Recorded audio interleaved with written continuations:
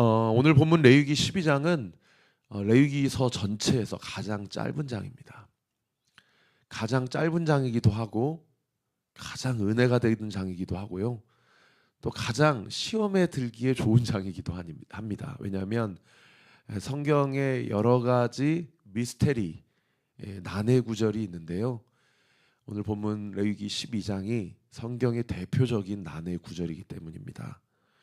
자, 그것을 조금 있다가 제가 다루어드리기 이전에 전체적인 레위기 12장의 어떤 문맥상의 위치와 영적 의미에 대해서 먼저 여러분에게 말씀드리고 성경의 난해적인 부분들을 여러분에게 풀어드리도록 하겠습니다. 먼저 이 전체적인 위치와 그 구조가 어떻게 되어 있냐면요. 계속해서 말씀드리는 것처럼 레위기 1장부터 10장까지는 우리가 하나님을 만나려면, 우리가 하나님과 함께 하려면, 그리고 하나님이 우리에게 오시기에 주님이 우리와 임재할 때 우리가 죽지 않으려면 우리가 어떻게 속죄하고 어떤 제사와 예배 방식으로 우리 주님을 만날 수 있는가, 하나님이 우리를 얼마나 만나고 싶어 하시는지에 대한 주님의 그 애끓는 심정과 그 어떤 뜨거운 사랑, 그 신의 열애라는 책에서 우리가 알 수 있는 그 하나님의 뜨거운 감정을 느낄 수 있는 본문이죠. 그 하나님이 우리에 대한 그 뜨거운 사랑을 제사 규례를 통해서 소상하게 1장부터 10장까지 설명을 하고 있고요. 그 다음 어제 본문 11장부터는 그렇게 주님을 만났다면 하나님을 만난 백성답게 어떻게 살아야 되는지를 어제 본문, 그제 본문 11장부터 우리가 쭉 살펴보고 있습니다. 소위 하나님의 백성답게 살아가는 라이프 스타일을 우리가 살펴보고 있는 것이죠. 자, 그 11장에서 두 가지 주제가 있었죠. 첫 번째는 생명과 관련해서 일단 먹는 것. 그래서 무엇은 먹을 수 있고 또 다 먹어서는 안 되고 무엇은 먹지 않아야 되는지, 이에 대한 라이프 스타일, 가장 중요한 먹고 사는 문제를 하나님이 다뤄주시고 있다 한다면, 어제 본문에서는 무엇을 보고 만질 수 있고 또 무엇은 보고 만지지 말아야 되는지, 그 죽음과 관련해서 하나님께서 라이프 스타일을 규정하고 있는 그런 규례라고 말씀을 드렸습니다. 자, 이렇게 생명과 죽음에 대한 라이프 스타일을 쭉 11장 전체에서 무려 1절부터 47절까지나 대량으로 하나님께서 말씀을 해주시고 난 이후에 오늘 본문 12장에는 출산과 관련된 라이프 스타일을 규정하고 있는 그런 규례라고 보시면 되겠습니다. 같은 라이프 스타일에 대한 규례지만 11장과 12장의 공통점과 차이점이 있어요. 이 공통점은 뭐냐면 생명과 그리고 잉태 그리고 사는 것과 관련된 라이프 스타일을 가장 중요하게 여기셨기 때문에 이 먹고 사는 문제 또는 출산과 성장의 과정 가운데 우리가 하나님 앞에 구별되고 정결케 되어지는 방법에 대해서 규정하고 있다는 것이 11장과 12장의 공통점이고요. 그렇다고 한다면 차이점은 무엇이냐? 11장의 라이프 스타일에 대한 규정은 몸 밖에서 일어나는 일들이 어떻게 나를 부정하게 하는가라는 것에 대해서 소상하게 매뉴얼로, 레시피대로 말씀을 해주고 있는 그런 본문이라고 한다면, 오늘 이 12장의 본문은 우리 몸 안에서 우리를 부정하게 하는 것이 어떤 방식을 통해서 우리를 정결하게 하고 다시 하나님 앞에 나아갈 수 있는 절차인지를 가르쳐주고 있는 그런 본문이라고 볼 수가 있는 것이죠. 11장은 몸 밖에서 벌어지는 일에 대한 정결 규례라고 한다면, 오늘 본문 12장은 몸 안에서 이루어지는 부정한 일들에 대해서 어떤 방법과 절차를 통해서 정결해 줄 수 있는지를 규정하고 있는 그런 본문이라고 보시면 되겠습니다. 이 12장만 몸 안에서 일어나는 일들에 대해서 정결 규례를 이야기하고 있는 것이 아니고요. 앞으로 우리가 계속 살펴볼 15장까지, 레위기 15장까지 몸 안에서 이루어지는 일들에 대해서 어떤 방식과 절차를 통해 정결해질 수 있는지를 규정하고 있는 그런 본문이라고 보시면 되겠습니다. 자, 여기까지가 오늘 본문 12장의 레위기 전체 안에서 어떤 그 위치하고 있는 영적 의미를 제가 지금 해석을 해드린 것이고요. 자, 그렇다고 한다면 오늘 본문 1절부터 8절까지 내용을 좀 정리해보고 아까 제가 말씀드린 난해 구절에 대한 성경적 가장 건강한 영적 해석을 풀어드리고 설교를 좀 마무리하고자 합니다. 자, 1절부터 8절까지는 출산과 관련된 정결 예식을 기록하고 있는 그런 본문인데, 일단은 1절, 2절에 보십시다. 2절 같이 한번 읽겠습니다. 시작. 이스라엘 자손에게 말하여 이르라. 여인이 임신하여 남자를 낳으면 그는 이레 동안 부정하리니 곧 월경할 때와 같이 부정할 것이다. 이 출산을 하면 출산하는 것 자체가 하나님 앞에서 부정하다라고 그렇게 이야기를 하고 있는 거예요. 이제 요거부터가 난해 구절이에요. 어떻게 생명을 잉태하는 것이 하나님이 부정하다라고 그렇게 진단하실 수 있냐라고 이게 이야기하는데, 결론부터 말씀드리면 출산 행위 자체가 부정한 것이 아닙니다. 왜냐하면 창세기 1장에는 여인이 출산하는 것은 하나님의 축복이고요, 생육하고 번성하고 땅에 충만한 것이 하나님의 창조의 질서이고 원리이기 때문입니다. 그래서 오늘 본문을 쭉 잘 살펴보시면 출산 행위 자체가 부정하다라고 이야기하지 않으시고 출산하는 과정 가운데 하혈하는 것, 소위 피를 흘리는 것, 그 행위가 부정하다라고 이야기하는 것이 더 정확한 본문에 대한 이해라고 보시면 되겠습니다. 왜 피를 흘리는 것, 이 하혈하는 것이 부정하다라고 이야기를 하셨는가? 성경 창세기부터 요한계시록까지 쭉 보시면 피는 생명을 상징합니다. 피는 생명을 상징해요. 그리고 피가 생명을 상징하기 때문에 피 흘림이 없으면 생명을 구속할 수 없다, 구원할 수 없다, 그 죄를 속량할 수 없다라고 이야기하는 것이 하나님이 우리에게 가르쳐 주시는 일관된 영적 원리예요. 그 생명을 내가 원하든 원치 않았든 하혈하고 쏟아내는 것 자체가 하나님 앞에서 부정한 행위라고 그렇게 규정하신 것입니다. 그래서 정확히 이해하셔야 되는데, 출산 자체가 부정한 것이 아니라 출산 과정에서 하혈하는 것, 피를 흘리는 것 자체가 부정한 것이다 라고 볼 수가 있는 것이죠. 그렇다고 한다면 이 아담과 하와를 통해서 원죄가 우리 안에 들어오기 이전에는 아마 에덴 동산에서 출산하는 과정이었다면, 물론 그 이후에 가인과 아벨을 낳았지만, 만약 죄짓기 이전, 선악을 알게 하는 나무를 따먹기 이전에 하와가 출산했다면 아마도 제가 주의해드린 성경적 해석에 의하면 여자는 하혈하지 않고 출산을 했을 것이다 라고 우리가 결과를 도출해 볼 수 있는 것이죠. 자, 3절 이하로 또 난해 구절이 나와요. 남자를 출산하면 1회 동안 7일 동안 부정하고 그 이후에 정결 기간을 33일 걸쳐서 40일째까지 그 기간을 채우고 41일째부터 밖에 나와서 사람도 만날 수 있고 또 성소에 가서 회막에 가서 하나님 앞에 예배도 드릴 수 있다라는 그 정결 기간을 지금 규정하고 있는 것이죠. 그래서 7일 플러스 33일에서 도합 남자 아이를 낳았을 때는 40일 동안 정결 기간을 거쳐야 한다라는 것. 근데 이제 이해가 안 되는 것이 어떤 부분이냐면 5절에 보시면 여자 아이를 낳으면 남자 아이를 낳았을 때보다 2배가 정결 기간이 더 길어진다라는 것을 알 수가 있어요. 즉 두 일회 동안, 5절에 보세요. 두 일회 동안 부정하고 그 다음에 66일을 지내야, 즉 도합 80일을 지내야만 그 정결 기간이 다 찬다라는 것을 알 수 있는 그런 데모인 것이죠. 그러면 당연히 이런 질문이 들 수 있겠죠. 왜 남자 아이를 낳았을 때는 40일 동안 정결 기간을 규정하셨고 여자 아이를 낳았을 때는 80일 동안 정결 기간을 2배나 걸쳐서 지내야 하는가? 여러분, 이 사실 한 7일만 그냥 집안에 격리돼 있어도 사람이 미칠 것 같거든요.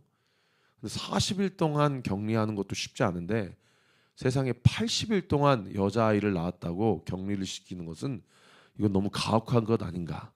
그리고 어떻게 남자아이와 여자아이를 이렇게 차별하실 수가 있는가. 이제 이렇게 질문을 해볼 수가 있는 것이죠.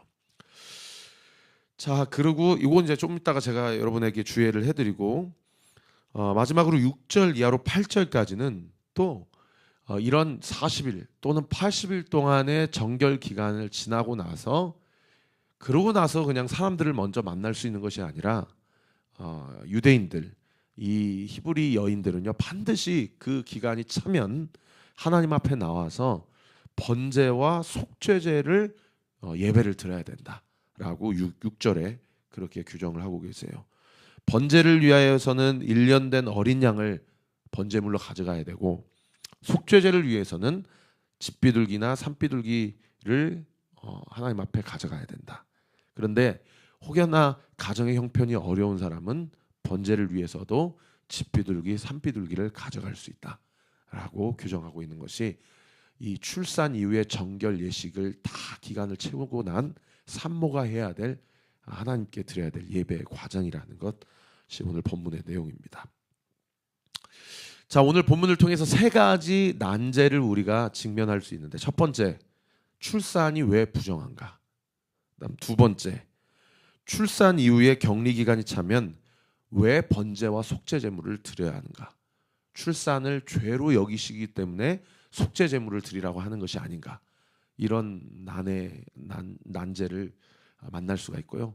마지막 세 번째는 아까 제가 말씀드린 대로 왜 남자아이의 출산의 정결 기간과 여자아이의 출산의 정결 기간이 다른가라는 질문을 가질 수 있다라는 것이죠. 자, 첫 번째, 출산이 왜 부정한가라는 것은 아까 제가 살짝 여러분에게 주의를 해드렸습니다. 출산 자체가 부정한 것이 아니라 출산 과정 가운데 하혈하는, 즉 피 흘림의 그 사건이, 그 과정이 부정한 것으로 하나님이 이해하셨기 때문에 정결 예식을 규정하셨다라는 것. 그래서 제가 아까 말씀드린 대로 피 흘림은 생명이기 때문에 생명을 쏟아붓는 것 자체가 하나님 앞에서 부정한 것으로 여기셨다라는 것. 그런가 하면 디모데후서 2장에 의하면은요, 남자를 통해서 먼저 죄가 들어오지 않고 여자를 통해서 죄가 들어온 것이 명백하기 때문에 교회 안에서 여자는 남자의 권위에 순종해야 된다라는 그런 구절이 있거든요. 즉 여자의 죄의 시작으로 인해서 인류가 죄가 들어왔기 때문에 어쩌면 그 사건으로 그 이전에는 출산을 할 수 있는 기능이 여자에게 있었지만 하혈까지는 하나님께서 허락하지 않으셨다라고 그렇게 주의하는 것이 옳겠고, 그리고 왜 속죄제를 드려야 하는가, 출산이 왜 죄인가라는 것은 어떤 의미에서는 출산 자체가 죄라고 하기보다는 정결 기간을 통해서 그 여인들을 그대다 3,500년 전에 그런 어떤 위생 방법이 없지 않겠습니까? 그 기간들을 통해서 그 여인을 보호하고 그 여인이 다른 외부의 전염병이라든지 세균으로부터 감염을 방지하기 위해서 하나님께서 구별하시는 것이다라고 그렇게 이해하시는 것이 옳습니다. 즉 출산 자체 혹은 그 기간 자체를 그 여인이 더럽혀졌기 때문에 하나님께서 정결 예식을 또는 부정하다라고 그렇게 이야기하시는 것이 아니라고 그렇게 이해하시는 것이 좋겠고요. 그리고 이제 남자아이와 여자아이를 낳았을 시에 왜 정결 기간을 차별하셨는가라는 부분은 정말 많은 신학자들이 여러 가지 해석을 이렇게 내놓기도 합니다. 근데 다 설득력이 좀 부족해요. 뭐 어떤 학자들은 진짜 남마 우월 사상 때문에 뭐 그렇게 한 것이다, 짧게 끝낸 것이다, 이렇게 해석하는 학자들도 있고, 또 어떤 학자들은 남자가 그 당시에 가정의 대표자이기 때문에, 그리고 성경의 모든 시대는 여자들은 이렇게 사람 수를 카운팅할 때 세지 않았거든요. 그래서 대표자의 대표성의 원리로 그렇게 한 것이다라고 이야기하는 학자들도 있고, 고대 사회에서는 그 노예 시장에서는 여자아이보다 남자아이가 2배가 값이 비쌌다고 그래요. 그랬기 때문에 2배가 더 여자아가 긴 것이다.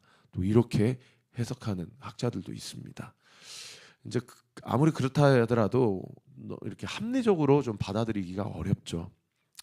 그래서 제가 주석을 한번 쭉 찾아보니까 르바인 혹은 헤스라는 학자가 해석한 그런 해석이 가장 마음에 감동이 있었습니다. 그 두 학자의 해석이 무엇이었냐면 여자아이가 남자아이보다 2배나 더 정결 기간이 긴 것은 여자가 남자보다 더 하나님과 닮았기 때문이다라고 주의를 하시더라고요.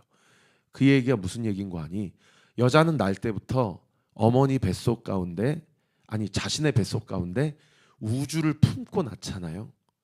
무슨 얘기인가 하니 남자와 여자가 만나서 함께 생명을 출산하고 잉태하는 것이 맞지만 결국 10개월이라는 시간 동안 그 아이에게 뭔가 영양분을 공급하고 뭔가 그 아이에게 생명을 계속해서 공급해 주는 사람이 누굽니까? 남자보다는 여자라는 것이죠. 그래서 남자보다는 여자가 더 하나님과 닮았다라고 그렇게 해석을 하더라고요.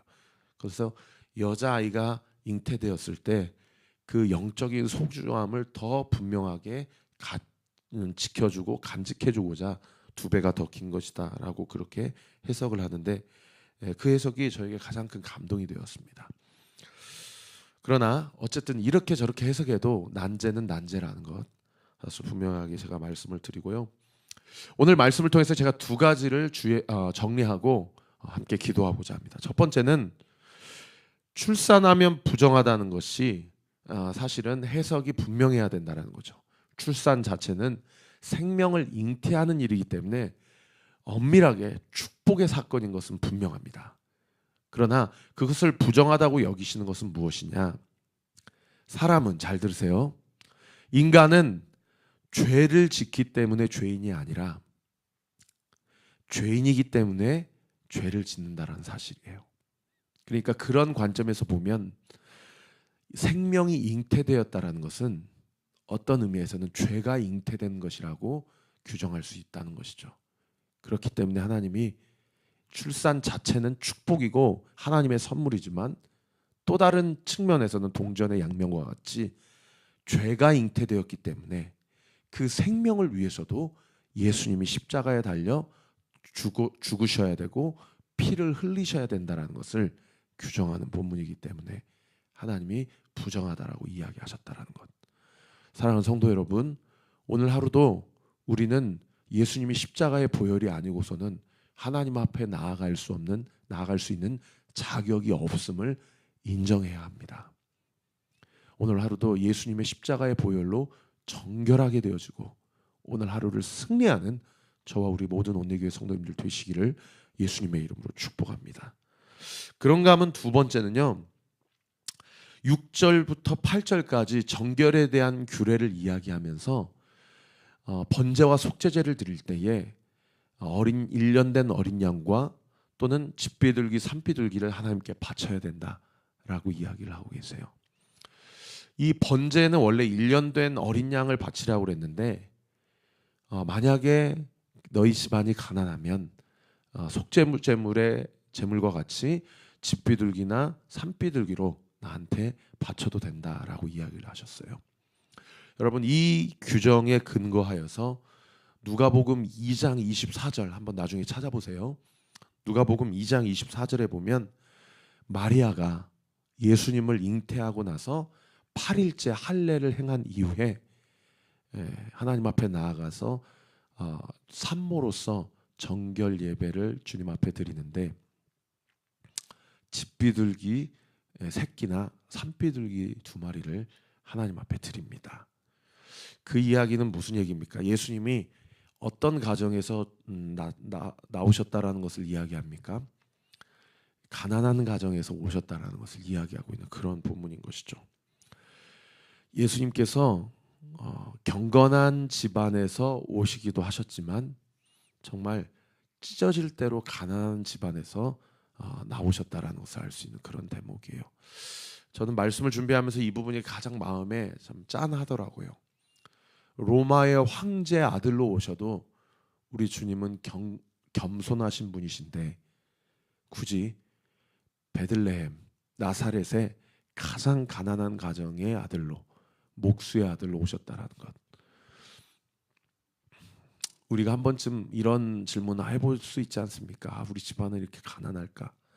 내가 재벌 집안의 아들, 딸로 태어났다면 얼마나 좋았을까? 저도 어렸을 때 음악하고 싶은데 저희 어머니 아버지가 경제적인 문제로 반대했을 때 참 그런 생각을 많이 했던 것 같은데요. 사랑하는 성도 여러분, 부한 가정에서 태어날 수 있느냐, 가난한 가정에서 태어날 수 있느냐는 우리가 선택할 수는 없는 영역이지만, 내가 오늘 하루 경건한 삶을 살 것인가, 하나님 앞에 불순종의 삶을 살 것인가는 내가 결정할 수 있는 영역이라는 것입니다.